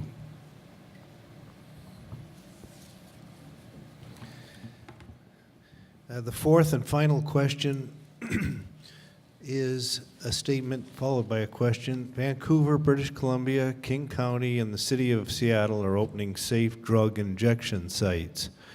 Would you support or oppose a similar initiative in Snohomish County or the City of Everett, and why? So Vancouver, British Columbia, King County, and the City of Seattle are opening safe drug injection sites. Would you support or oppose a similar initiative in Snohomish County or the City of Everett, and why? And the rotation for this last audience question is Jeff and Alex and Scott and Jennifer and Paul and Lee. So there's two parts to that question. Was, will you support it in Snohomish County? And I am not responsible for the governance of Snohomish County. I would be skeptical if it were to occur elsewhere in the county, because we seem to have the major drug influences in our city. I wouldn't support safe injection sites here in our city at this time. I believe in the fully faceted approach that the city's taking to address the issue. I'm not interested in enabling that to occur in a governmental facility, and so I'm more interested in us following through with the City and Streets initiative. We have a partnership that's being developed with faith-based based organizations, with our nonprofits, with our city and our investment over 1.2 million in addressing problems. And if this envisioning process begins to develop a citywide buy-in, I think we'll be able to have some form of a funding source that we can direct to solving this issue over a period of time. We're nibbling around the edges of this, folks, and we've got to be more direct about it. And safe injection sites is not something I would support to accomplish it.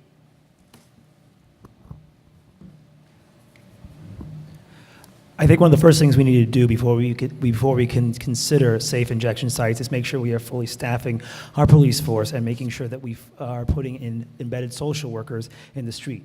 Communication with people people who are experiencing addiction, connecting them to resources, connecting them to ways to overcome the addiction is critical, crucial, and needed.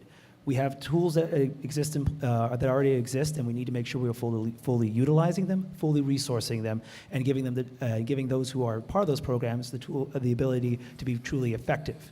We also have a really strong nonprofit sector in Snohomish County that helps people overcome addiction and helps people recover.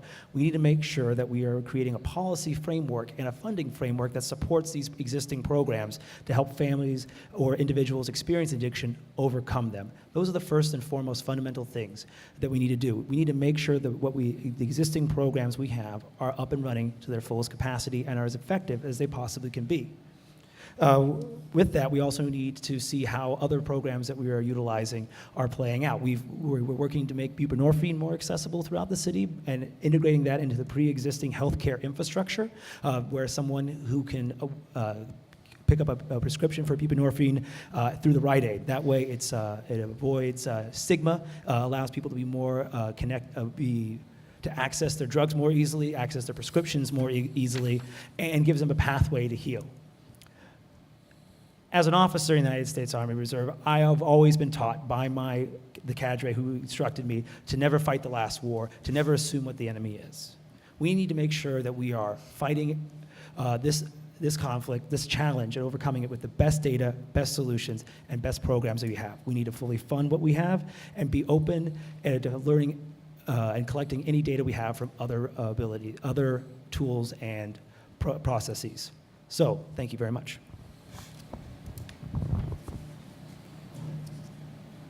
I think I'm up next. Would I support safe drug injection sites in Everett? And the short and simple answer is no, absolutely not. I don't believe in facilitating safe injections. That being said, I do believe that we need to continue to follow through on the full menu of strategies that we have in place as part of the Streets Initiative Task Force. So first and foremost, we have a community outreach enforcement team embedded within the police department that is staffed not only with police officers but also with social workers. Those people are out on the streets day in and day out looking for people who need help and trying to get those people into the services that they need. That won't always work for everyone. Another strategy we have, as many of you know, is the Low Barrier Housing Project. Low barrier housing is important because many of the traditional housing facilities won't take people who have drug and alcohol or mental health issues.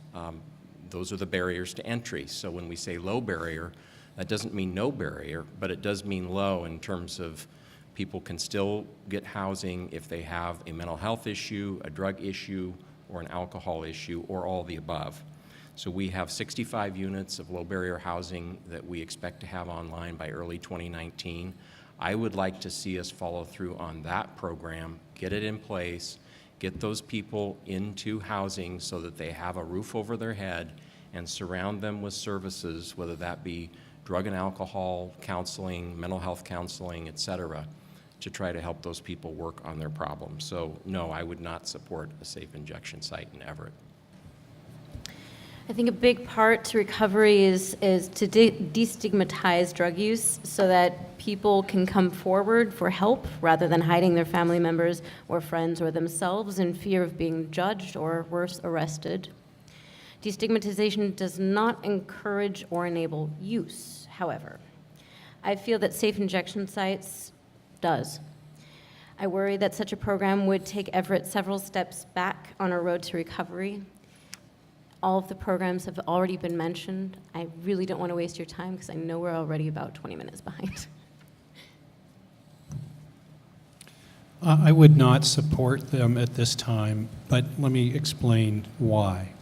First, I have both a philosophical challenge with this issue as well then as a legal one. The philosophical one is that this in some ways feels like an admission of failure where we should be trying to deal with the treatment options, and we're not. And we're not dealing with them effectively. The second is a legal one in which there may be a time when I might revisit that question, but I would sure like to see what happens with other communities who are moving down that path and go to school on that and see those legal issues vetted before we would take those legal issues on here. I would much rather go out and advocate for treatment options and treatment facilities. There is no question this is a giant problem nationwide. I have finished one book called Chasing the Scream. I have started, but slowly wading through the other one called Dreamland. I continue to try to study these issues. I am familiar with the Vancouver example, at least insofar as it's been written up. I just think these are challenging times, and I'm just not convinced that that's the right answer in terms of limited resources. But I guess I can't say I would never examine that, so that's sort of where I come out on the issue. Well, I think people who want to shoot up safely should be sent to Vancouver, BC. All right?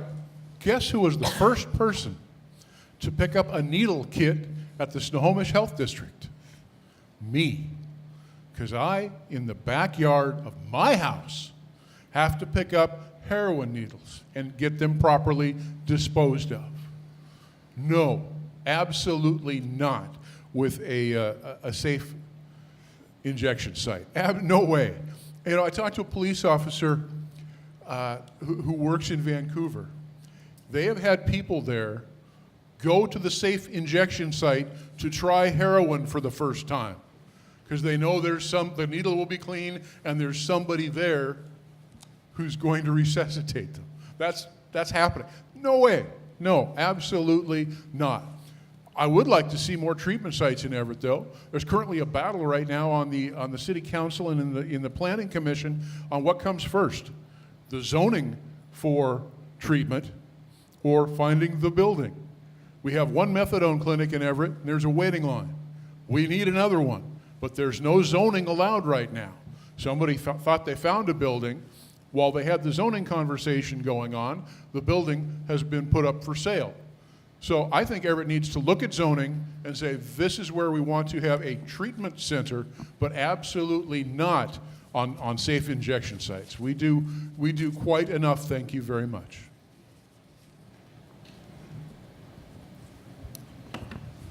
Okay, thank you. We've made it through all of the questions. So now it's time for closing statements. You'll have 2 minutes each for those. And the order will be position 3, position 2, position 1. Scott will be first for position 3. Jeff will be first for position 2. And Paul will be first for position 1. Thank you very much to the volunteers who put this event on this evening, and in particular to each and every one of you for showing up tonight to try to get better educated about who should be your City Council elected leaders moving forward. I have been honored to serve as a council member for the past 4 years.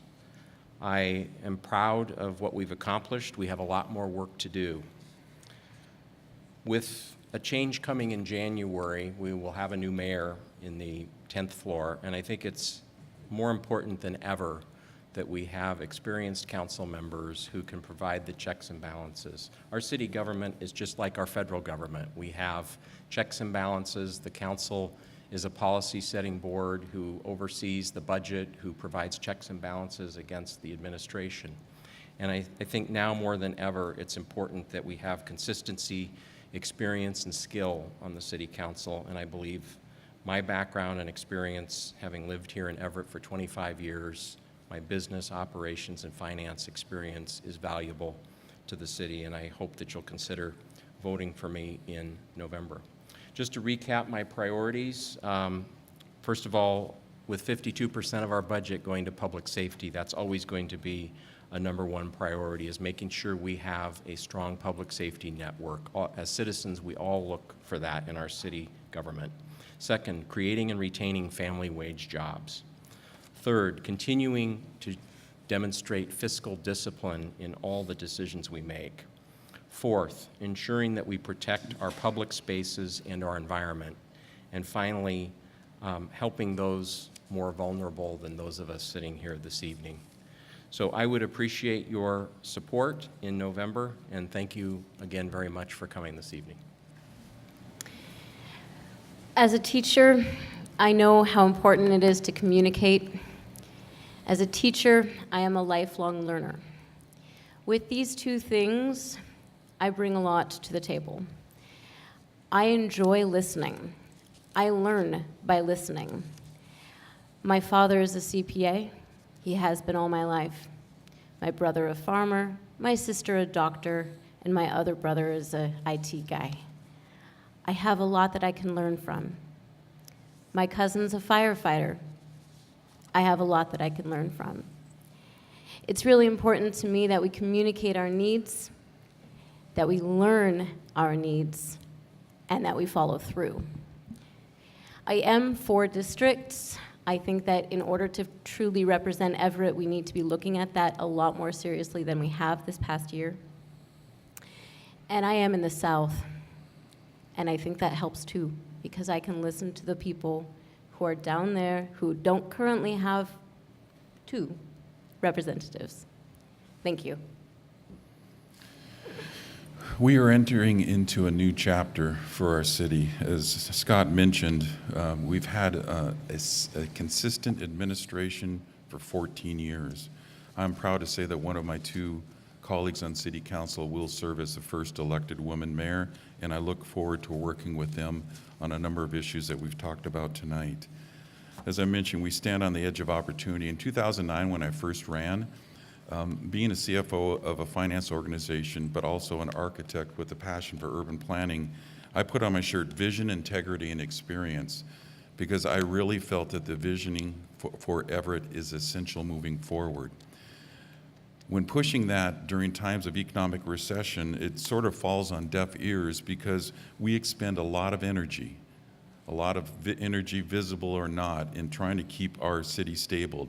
The state passed us the buck. They cut our revenues, the feds cut our revenues. They won't address the 1% property tax cap, although it's been on top of our legislative platform. It would have helped solve McCleary. Even in the McCleary exchange, they don't address the 1% property tax cap. Yet we've hosted and committed to, or at least articulated, so many needs tonight that cost money. We're not going to be able to get there without looking at how we raise revenues.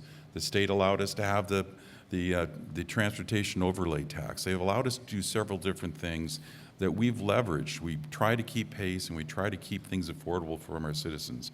But it takes experience, it takes wisdom, it takes knowledge. I'm still going to carry forward the energy I have for this vision, and I've mentioned it several times. I would encourage you to do homework. Go on the website, look at Metro Everett, look at the City and Streets Initiative, look at the look at the Envision Everett plan. Look at the work that we've done and what we have to offer, and help me carry it forward. I ask for your vote, and we're going to have a great 4 years ahead of us. First of all, thank you so much again for being here, for staying up past what is normally my bedtime, and for being dedicated to your community. I want to tell you how much I appreciate all of you. You being here reminds me why I'm running. I am running because of people like you, because what you do makes Everett great. I believe in every single one of you here, which is why I believe in Everett. I've had the opportunity to serve as a planning commissioner of the city. I've had the opportunity to serve our county through my work at Housing Hope, and I've had the distinct honor and privilege of serving our country as an officer in the United States Army Reserve. I want to make sure that we grow and diversify our housing stock, which means transit-oriented development, urban villages, neighborhoods that have nucleuses where we can go to see our local businesses that were dreams of our neighbors came true. that we could make sure that we have a sweat equity home program where families can build their future, that we have a community land trust where we can build workforce housing so people can have affordable homes to raise their families in. I want us to fully fund and support our police and fire. I want to make sure we have a rich transit ecosystem for a green Everett tomorrow, and I want to make sure that we have a transit ecosystem that supports you getting around on your time, on your schedule, where you want to go. I do this because I believe in all of you. I do this because I believe Everett's future needs new energy and new ideas. My name is Alex Lark. Please vote for me. Thank you. So I want to thank the library and neighborhood folks who've helped put this together. Thanks very much. The City of Everett is a municipal corporation with a $500 million budget. This is serious business that we are in. I am proud to have spent many years of my career in managing municipal governments, and many of those years have been right here, building a strong economy and job base, a clean environment, and a healthy community. I take a long-term vision in the work I do. I can't be bought, I'm not for sale, and I'm interested in the next generation. We're going to have a new mayor, and as someone pointed out earlier, we need to focus not on yesterday's battles and issues, but tomorrow's. The mega trends that will affect us and that we need to look at looking into the future include urbanization and population, demographics with an aging community, aging population, IT technology in terms of impact on our economy as well as IT security, economics and economics, building the green economy here, and climate change. There perhaps are others, but those are megatrends that will affect this city, this region, this state, and this world. We need to be prepared to accept and deal with that world that we will inherit. Experience matters. Accomplishment matters. I have the vision and experience to continue this work, and I have the heart to continue this work. And while we're a municipal corporation, we need to be a municipal corporation with heart. And that's why we need to reach out and engage our communities completely in the work that we do looking to their future. I ask for your vote, and I thank you for being here tonight and your time. Well, in closing, I'm a regular guy in Everett, and I've had a wonderful life here. I still live in central Everett on Fleming, just south of Value Village. That's south of 50th, Jeff. I don't want to see Everett be another Bellevue or Seattle. I kind of like that we're a little rough around the edges. What I don't like is the good old boy system of trying to manipulate things behind the scenes. I want to see some low barrier housing built in Everett, but I also want to see it built in Mukilteo, Monroe, Mount Lake Terrace, and Marysville. I want to see addicts and people who need mental health treatment get the help and support that they need, while those who do not want to follow the rules and who prey on the weak get put in jail where they belong. I want to see starter homes built for young families growing and seniors downsizing. I want to see term limits for the Everett mayor and council members with elections by district. And again, the term limits also for the council members. Thank you, 12 years is enough. I want to see more cops on the street answering calls from citizens and firefighters dealing with fires, not man-down calls. I do not want Everett known as Tweakerville, nor do I want it known as the best place for a free handout with no responsibility. People in Everett tell me they do not feel safe in their homes and around their city. That's wrong. That has got to change. I ask you for your vote. I'm running out of time, so here's what I want you to do. Go to electleadart.com. Very simple. electleadart.com. I've got my 10-point plan up there. I've got specific answers to specific questions, and I'll be here later tonight to answer your questions personally. Thank you very much. Now is the time for a nice round of applause for the candidates that are here this evening. Thank you all very much for being here this evening. And also to the audience for being here. Thank you. we're going to clear the stage, and then we're going to have Pam Larsen join us up on the stage for the school board part of this event. And so we'll be a couple minutes for that. So we're going to start off. Pam is going to give a, 3-minute introduction. Okay. I would like to thank the Friends of the Library as well as the Office of Neighborhoods for giving me this opportunity to speak, and also to thank you all for coming out. This is a late night, and I really appreciate that. My husband and I have been residents and active members of Everett for the past 20 years. My daughter and son both went to Everett Public Schools, and I am truly grateful for having been a product of a wonderful public education. After receiving my high school diploma, I went on and I received a Bachelor of Science in Chemistry. While in the Navy, I received a Master's of Science in Mechanical Engineering. I served 25 years in the United States Navy, and I retired as a captain. And I know how significant proper motivation and committed mentoring and a strong learning environment can support successful young adults. Since retiring, I have made it a point to become involved in my community as a volunteer and as a servant. I've been a school board president for 2 of the 5 years that I've been on the school board. I've been a board member for Habitat for Humanity of Snohomish County for 6 years. I was a member and now a board member at the Mill Creek Women's Club, and we support the YWCA as our philanthropy. I've also served as a civil servant commissioner here in the city of Everett for 6 years. I also serve as a trustee and a deaconess at my church, Second Baptist Church here in Everett, and I'm currently on the board of directors at Homage Senior Services of Snohomish County, where we make sure that older adults and people with disabilities have the resources they need to live with independence and dignity. 2 committees helped prepare me for the work of the school board: the Everett Public Schools Strategic Planning Council and the Fiscal Advisory Council. Both of these committees were charged with making meaningful, future-focused planning and funding recommendations to the superintendent. And it is highly valuable that the next school board member have served on those 2 committees. During these past 5 years as a school board member, I have pushed for internship programs for our high school students. I've advocated for the arts program. I've worked for more diversity in our challenge and AP classes, and I've advocated and am now successful for 21st century skills such as critical thinking, collaboration, communications, and rubrics in our introduction and our curriculum.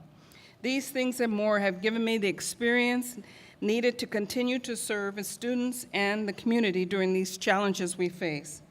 I know that I am the best candidate for this position, and I ask for your vote for another 6 years to continue the work ahead. Thank you. I'm Pam Larsen, and I'm running for the Everett Public School Board of Directors.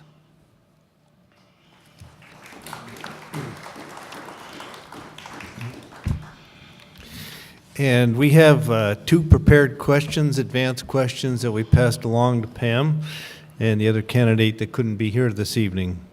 And the first question is, as a school board member, what would you do to reduce the achievement gap between students of color from poor households and white students whose families have higher incomes? And I'll repeat that. As a school board member, what would you do to reduce the achievement gap between students of color from poor households and white students whose families have higher incomes? What I have been impressed with is the commitment in the district in reaching out to different neighborhoods and providing an opportunity to come together and talk with district staff, because it starts there with the family, with the discussions on what is important in educating your student and what do you value. The African American, Latino, Native American, Russian, and Ukrainian family conversations at the district hopefully will be the first of many events where we can reach out and hear what the communities are saying. I was very happy to have attended one African American conversation and one Latino conversation in Spanish held here at Evergreen. And my hope is that we will continue to develop more with our larger communities, like Vietnamese and Marshallese conversations. When families talk about the district, they usually are talking about their schools and what is going on inside their home school walls. Continued celebrations of different cultures at our schools will also help build that personal relationship with board members and district staff members. It is always beneficial to go where the communities are and meet them there, build the trust and the spirit of collaboration. I enjoy attending morning parent and principal and board members breakfasts in which I have the opportunity to talk with families and students. And I will also contribute to this by partnering at visiting churches, at various churches in our neighborhood, with neighborhood groups in our communities, so that our communities of colors know they have an advocate on our school board. It is my intention to continue to be a part of this outreach and increase opportunities for our students of poverty and our students of color. One of the things in these last 5 years I've been an advocate for is pushing for more underrepresented students, that means minorities and other students of socioeconomical levels, into our challenging and honors and AP courses, and that has shown very good promise. We provide the support that they need in order to continue and complete the courses, as well as take and pass the AP tests. And so this needs to continue, and this is what I've been an advocate for and will continue to be an advocate for.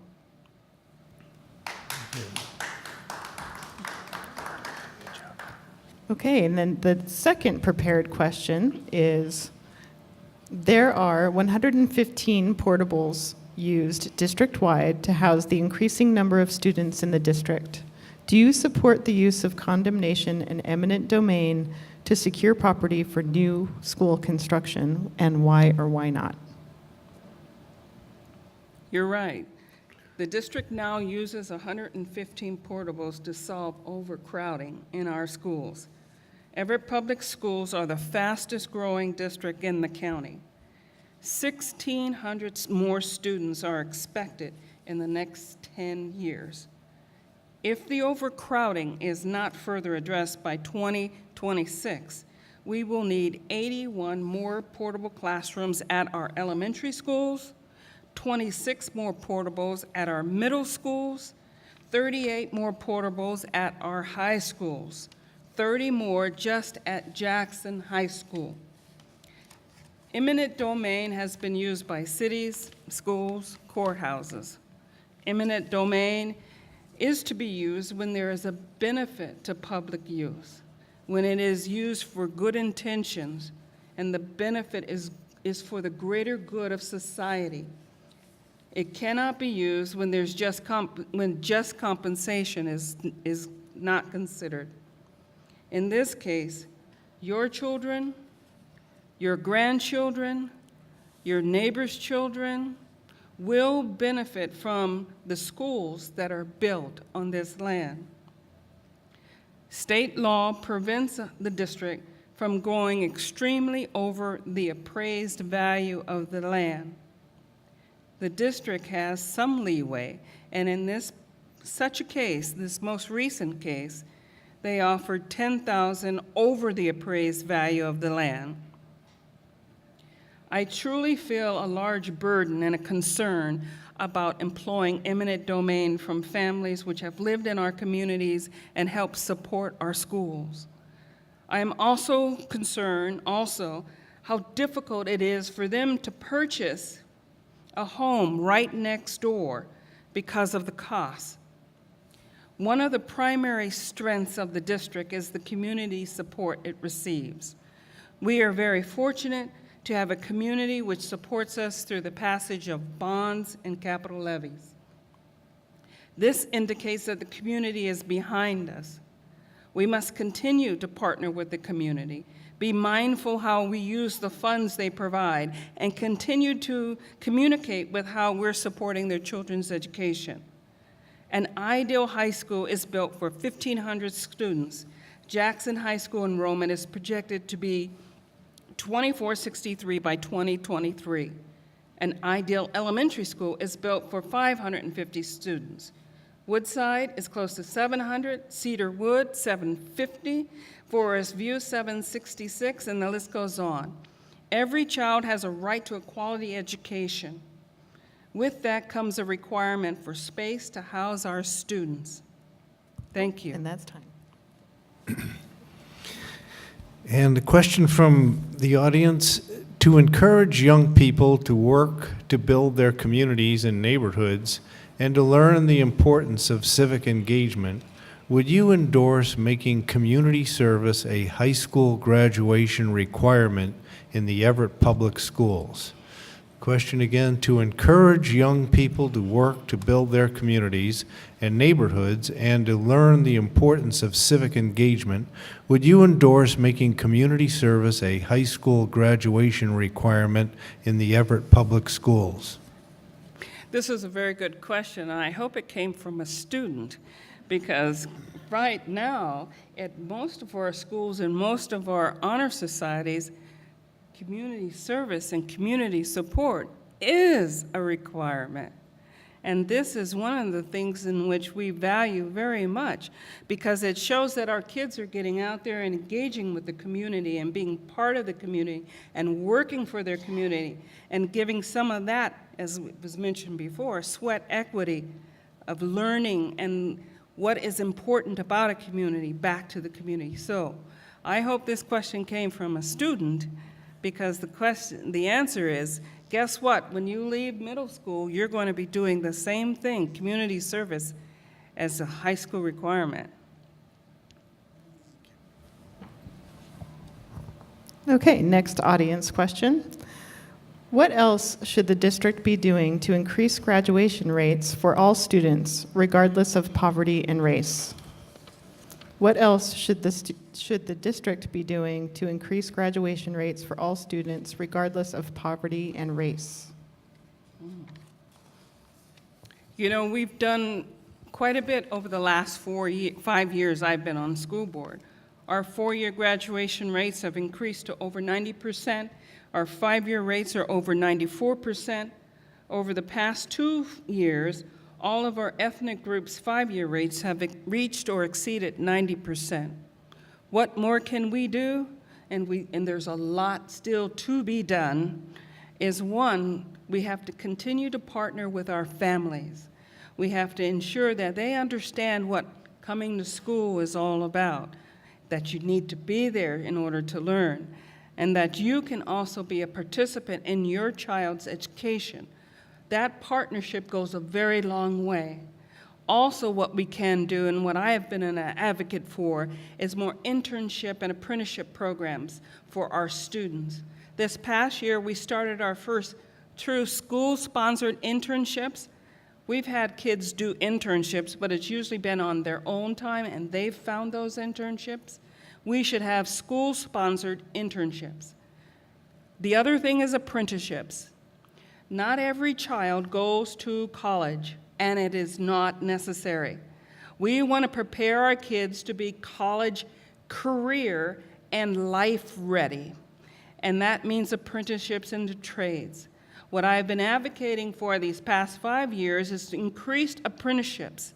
And this past year, we have been working with Youth Workforce Development to create apprenticeship programs and get more vocational tech classes available for our students. This needs to continue, and I will be advocating for this in the next 6 years if reelected. Thank you. Okay, so I'm afraid we actually have to bring the evening to a conclusion. We have 10 minutes to get everything put away and out of the school. So, Pam, did you want to take maybe just a minute or two to give a closing statement? Yes, yes. Okay. And please, as you leave, there are plenty of cookies over there. You can take one with you. It's been a true honor serving children and families here at the Everett Public Schools. As I mentioned before, considerable strides have been made over these past 5 years. But I'm excited to say that there is no other school district in this area that can say that 4-year graduation rates have increased to over 90%, and their 5-year rates are over 94%, as well as over the past 2 years, our ethnic groups' 5-year rates have reached or exceeded 90%. More students are taking advanced placement, honors, and challenging classes. STEM and 21st century integration is in every classroom from kindergarten to 12th grade.